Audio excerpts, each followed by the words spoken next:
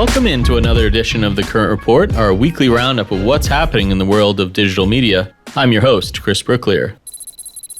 The NewFronts, which the IAB hosts every year to bring brand marketers together with media buyers to talk shop, has come and gone. And among the themes of the week, news publishers stood out as a special focus of conversation. The New York Times, Condé Nast, BBC News, CNN, The Guardian US, and NBC Universal made a point to call on advertisers to review their brand safety policies, such as blunt keyword blocking, which can bring down advertising dollars on news sites. It's a challenging time for news publishers, as we've covered here, with ad revenues forecasted to decline by 4% this year, according to Magna. Meanwhile, digital companies, including social media, search, streamers, and retail media, are forecasted to capture most of that growth this year, with a boost of 12% projected. So to round up all the talking points from the NewFronts, I'm kicking it to our reporter Eilis Liffring, who sat down with the IAB CEO, David Cohen. David, thank you for speaking with me today. What would you say are the major themes surrounding this year's NewFronts? Is there anything surprising at all? Nice to be here. Thank you for having me. There's a couple of things I think we've heard. We're halfway through the week. A couple of recurring themes. I think number one, not surprisingly, AI has come up in nearly every presentation. What flavor of AI? How is AI being used? Is it workflow? Is it targeting? Is it attribution? Is it measurement? That's, I think, reasonably common. There's been a lot of talk around commerce, the connection of video to kind of, instead of just running upper funnel activities, kind of brand awareness, how does video actually go all the way through the funnel to drive sales? I think that's been another recurring theme. Two others that come immediately to mind. One is, it's become a very, very fragmented marketplace, and everyone is in the business of trying to re-aggregate audiences. How do we bring audiences back together? Whether it's on multiple touch points, is it out of home plus mobile, plus video, plus display? I mean, there's lots of ways to bring audiences back together. And there's lots of partnerships. Re-aggregation can happen beyond your own walls. I think we've seen lots of partnerships as kind of the big theme, I think, so far. And then lastly, I would be doing a disservice if I didn't talk about kind of signal loss and privacy, which I think has been just recurring. What do we do in this new world of privacy by design, privacy first? How do we think about that in this new world order? I think those are the four things that come immediately to mind.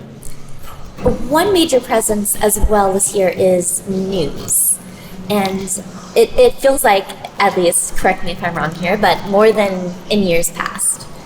And I know publishers are facing big threats to their business right now, with brands concerned primarily around brand safety, it seems.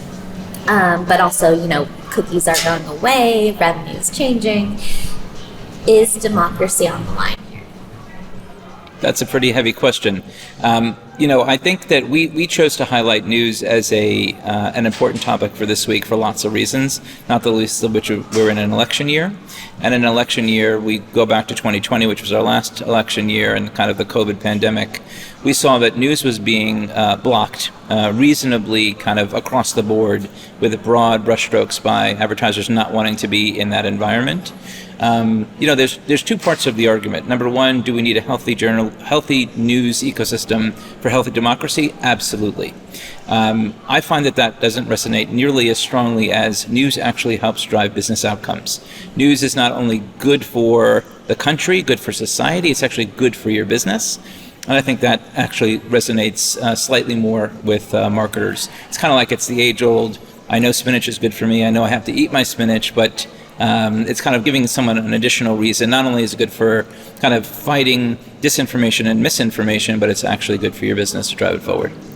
Would you say that the brand safety issues that advertisers are concerned about, are those overblown?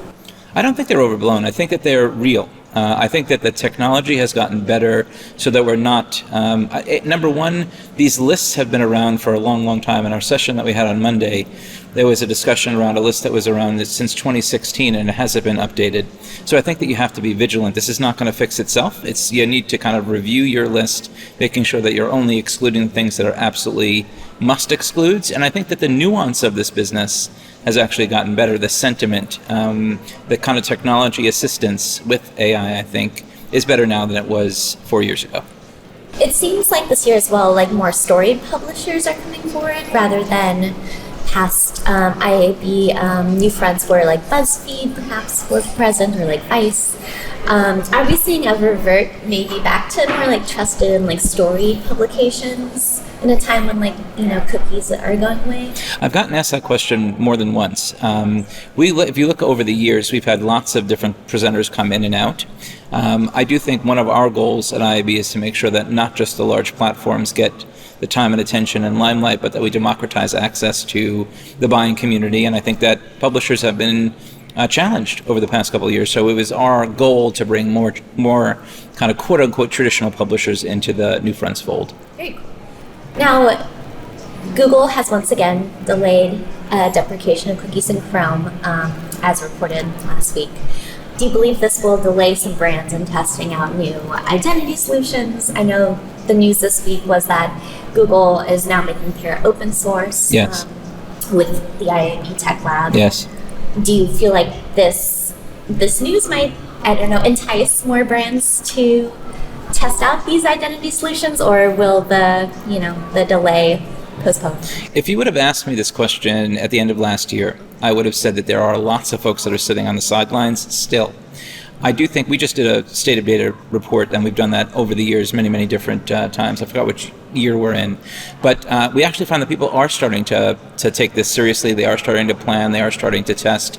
We need to do it at a greater scale, certainly. But I do think that, number one, Q4 to change anything is never a good idea. That one of the things that I've heard time and time again, we have code lockdowns in Q4. Q4 is a critical time for retail. Why are we doing this in Q4? So I think the push to early next year is good for all concerned. Our goal is to make sure that we don't take our foot off the gas as an industry. If you're sitting on the sidelines still, get engaged, get involved. And if you are engaged and involved, keep on doing what you're doing. T-Mobile is introducing an in-store retail media network for its 20,000 screens. As RMNs grow even more prominent, will every major retailer become an RMN? It seems like this. I think that we're well on our way. I think the count is north of 200 today. I think that retailers are finding that there's a whole new business in kind of being in the publishing world, leveraging their data, closed loop attribution. I don't see why they wouldn't. I think that this is definitely a trend that we're going to continue to see.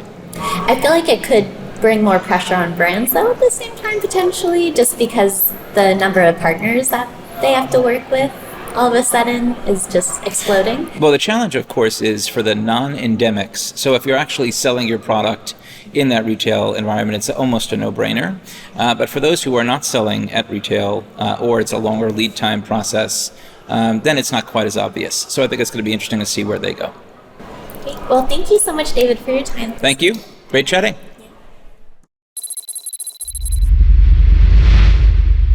Finally, we're capping off this episode with one last thing.